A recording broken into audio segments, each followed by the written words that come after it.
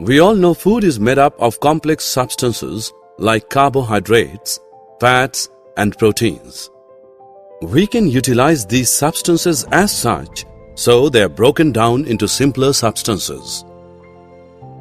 The breakdown of complex components of food into simpler substances is called digestion. Let us study digestion in human beings. You will be wondered to know that the food inside our body passes through an alimentary canal or simply digestive tract. It consists of buccal cavity, food pipe or esophagus, stomach, small intestine, large intestine, and the anus. Now let us know what happens to the food in the different parts of the digestive tract. Breaking down of food occurs by two ways: mechanical digestion and chemical digestion. Mechanical digestion is the physical breaking down of food when we chew the food with the teeth. Chemical digestion is the chemical breakdown of food into the molecules body can absorb. Both types of digestion take place in mouth. Mechanical digestion breaks food into smaller pieces, and saliva in our mouth, produced by salivary glands, causes the breakdown of starches into sugars. This process of taking food into the body is called ingestion. When the food we eat becomes soft mass, our tongue pushes it to the food pipe or esophagus. The esophagus is a long tube that runs from the neck to the chest. The movements of its walls force the food to the stomach.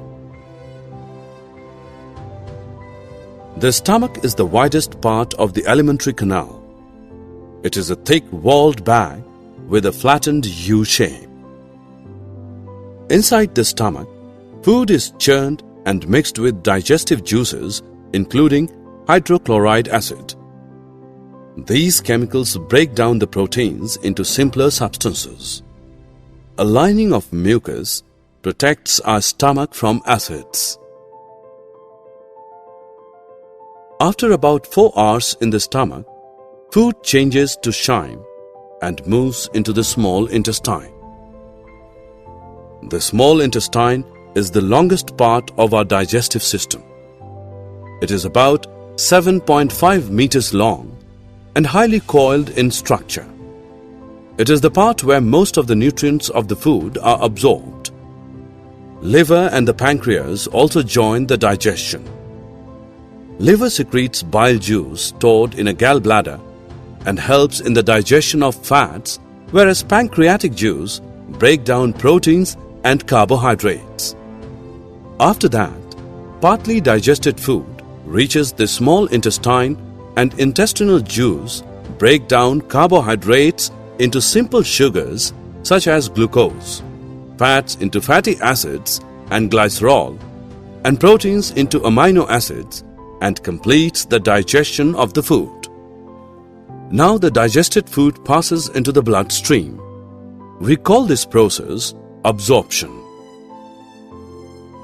Well, there are tiny fingers-like things called villi lining the inside of small intestine. Do you know the interesting part of villi? It increases the surface area of the absorption of digestive food.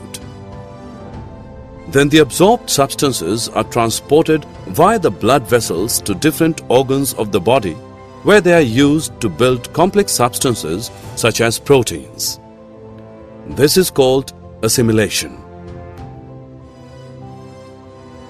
When chyme gets into the large intestine, it absorbs most of the water and some salts out of the undigested food. This step is important because recovering water keeps us safe from getting dehydrated. Once most of the water is gone, solid waste moves to the last part of the large intestine called the rectum, and the fecal matter is removed through the anus. This is called digestion. So, this way the human digestion completes. Have you observed a cow chewing continuously even when it is not eating? What happens is, It quickly swallows the grass and store it in a rumen. Here the food gets partially digested and is called cud. But later, the cud returns to the mouth in small lumps and the animal chews it. So this process is called rumination, and these kinds of animals are called ruminants. You will be surprised to know that there are certain organisms which do not have mouth and a digestive system, yet they digest food. This organism is amoeba, which is found in ponds. It is single-celled and you cannot see it with the naked eye. It has a cell membrane, a rounded nucleus, and vacuoles in its cytoplasm. It changes its shape and position constantly by pushing out finger-like projections called pseudopodia or false feet, and captures some microscopic organisms as its food. The food becomes trapped in a food vacuole, and the digestive juices act on the food to break it down into simpler substances. Finally, the undigested food is expelled outside by the vacuole. By this you can say all the animals have same basic process of digestion.